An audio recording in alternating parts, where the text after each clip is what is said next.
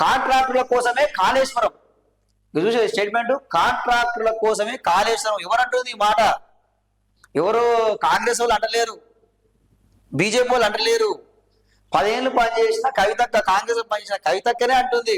స్వయాన కేసీఆర్ బిడ్డ, కన్న కూతురు కవితక్కనే అంటుంది కాంట్రాక్టుల కోసమే కాళేశ్వరం అనేది మాట్లాడుతుంది కవితక్క.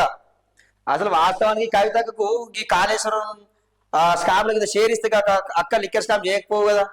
మీరు అది ఇదే కవితకి ఏం చేసారు? మీరు మంత్రి పదవి ఇవ్వలేదు, ఆమె ప్రభుత్వంలో మీకు షేరింగ్ ఇవ్వలేదు, మొత్తం మీరే దోసుకురు. కేసీఆర్, హరీష్ రావు, కేటీఆర్. అందుకే అక్క కోపం, సంతోష్ రావు.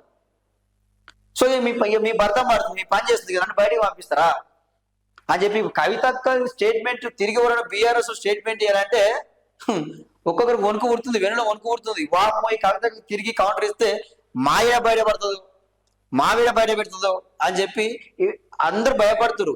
కవితకు భయం పడతలేదు, ఎందుకని లిక్కర్ స్కామ్ చేసింది, జైలుకు పోయింది, లిక్కర్ ముద్రేసుకుంది, కోర్టు సంపాదించుకుంది అన్నారు. ఆమె జైలుకు పోయింది, వచ్చింది, ఇంకా అయిపోయింది. ఇక కవితకి ఏం భయం లేదు, ఇక ఆమె మీద ఆరోపణ చేసేది ఏముండదు. ఇక ఎవరికి బీఆర్ఎస్ కొనుక్కోబడుతుంది. కవిత ఏమైనా తిరిగి అనాలంటే మా భూ కబ్జాల గురించి, మా ఫామ్ హౌస్ల గురించి, మా దందాల గురించి ఏ బయట పెడుతుందో, మా రాజకీయ సన్యాసం మాకు ఏ రాజకీయ పరిస్థితులు లేకుండా పోద్దా అని కవిత చూస్తేనే భయపడుతున్నారట. మొత్తం బీఆర్ఎస్ స్టేట్మెంట్ ఇయ్యాలని కూడా ఏమంటుంది ఇందా. ఇంకా కామారెడ్డి జిల్లాలో 1 ఎకరాకు కూడా నీళ్లు రాలే, పనులు చేయకుండా కాంట్రాక్టర్లకు పైసలు ముచ్చినాయి. ఈ విషయం చెప్పినందుకు బీఆర్ఎస్ వాళ్ళు నన్ను టార్గెట్ చేస్తారు. పనులు కొనసాగిస్తారా, ప్రత్యామ్నాయంగా నీళ్లు ఇస్తారా? ప్రభుత్వం చెప్పాలి. బీసీ రిజర్వేషన్ల విషయంలో మొదటి ద్రోగి బీజేపీనే. నన్ను కుటుంబం నుంచి పంపి కొందరు శునకానందం పొందుతున్నారు. కామారెడ్డి జిల్లా జాగృతి జనంపాటలో కవిత కామెంట్స్ అంటూ చూస్తా ఉన్నాం. ఈ కవిత జాగృతి జనంపాట అంటుంది, కానీ ఈ బీఆర్ఎస్ కథం పెట్టే పాట ఇది. బీఆర్ఎస్ పార్టీ కథం పెట్టే పాట లెక్కనే ఉంది, జనం పాట లెక్క లేదు. మొత్తం కూడా కవితక్క వాస్తవానికి జనం పాట పడితే ఏం చేయాలండి?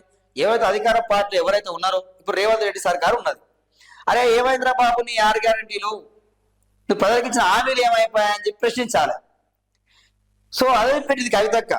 ఇప్పుడున్న ప్రభుత్వాన్ని ఏమంటలేదు. గతంలో డాడున్న బీఆర్ఎస్ ప్రభుత్వం ఉంది కదా, దాన్ని అంటుంది. మొత్తం మీరు అవిధి చేసిర్రు, కొల్లగొచ్చిర్రు అని చెప్పి మాట్లాడుతూ ఉంది. ఇంకా సో ఇది ఇక కవితకి ఇంకా ముందు ఇంకేం చెప్తుందో ఏదో. డైరెక్ట్ గా కేసీఆర్ని ఇప్పుడు కాంట్రాక్టర్ కోసం కాళేశ్వరం అంటే మీ కేసీఆర్ ఏమన్నాడు? మొత్తం కూడా నేను ఇంజనీర్ అవతారం ఎత్తినా నేనే కట్టించిన అని చెప్పి కేసీఆర్ చెప్పి, ఇప్పుడు కేసీఆర్ అంటున్నట్టే కదా కవిత. డైరెక్ట్ ఇప్పుడు కేసీఆర్ అంటున్నట్టే ఇక కాళేశ్వరం అవినీతి జరిగిందని చెప్పి. ఇప్పుడు కవితక్క ఒక్కడి కాదు, ఫోన్ ట్యాపింగ్ కూడా నిజమే అంటుంది కవితక్క. నా నెంబర్ ట్యాప్ చేసిరు, నా భర్త నెంబర్ ట్యాప్ చేసిరు అంటుంది. ఆ ఫోన్ ట్యాపింగ్ నిజమే అంటుంది, కాళేశ్వరం అవినీతి అంటుంది. సో ప్రతిదీ కూడా అన్ని కూడా మీరు అవినీతి చేసిరని చెప్పి కవితక్క మొత్తం ఆరోపణలు చేస్తా ఉంది. ఎవరు కూడా కౌంటర్ ఇచ్చే పరిస్థితి లేదు. సో ఇది కవితక్క విషయం. ఇక కొంతమంది బీఆర్ఎస్ అయితే ఇక పెద్దసారి కడుపున చెడబుచ్చింది అని చెప్పి సోషల్ మీడియాలో కామెంట్లు పెడతా ఉన్నారు.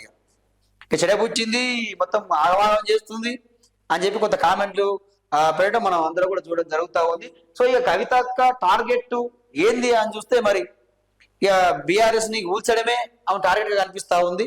అదే ఆ టార్గెట్ తో ముందుకు పోతా ఉంది అండి. కొంతమంది అయితే వెనుక రేవంత్ రెడ్డి ఉన్నాడు, ఇక రేవంత్ రెడ్డి ఉండే ఆమె ఆడిస్తున్నాడు అని చెప్పి కొంత మాట్లాడుతూ ఉన్నారు. కొంతమంది ఏమో బీజేపీ ఉంది, లిక్కర్ కేసు విషయంలో బీజేపీ కూడా కొంత ఆడిస్తుందని చెప్పి పెడతా ఉన్నారు. కానీ ఇవన్నీ విషయాలు పక్కకుంటే మాత్రం వాళ్ళ ఫ్యామిలీ పంచాయతీలు ఎక్కువైపోయినాయి. ఇక ఆస్తుల గొడవ, పార్టీల గొడవలు ఎక్కువైపోయినాయి. దీంతో మొత్తం ఇప్పుడు ముదురుతుంది. ఇక ముదిరి ఆ ఎఫెక్ట్ కూడా పార్టీ మీద పడుతుంది. సో ఇది దానికి కేసీఆర్ స్పందిస్తలేడు, కేటీఆర్ స్పందిస్తలేడు, హరీష్ రావు స్పందిస్తలేరు, ఎవరు స్పందిస్తలేరు. ఇక ఆమె ఆరోపణలు చేసుకుంటూ పోతుంది, కొంత పార్టీకి డ్యామేజ్ అయితే అవుతా ఉంది. మరి కేసీఆర్ ఏ నిర్ణయం తీసుకున్నాడు ఏంటంటే మన పార్టీ నుంచి పంపించేసి అయిపోయింది. ఇక సో ఏం మాట్లాడే అవకాశం కనిపిస్తలేదు. సరే ఇక భవిష్యత్తులో మరి ఏమైనా మాట్లాడతారా ఏంది చూడాల్సిన అవసరం అయితే ఉన్నది.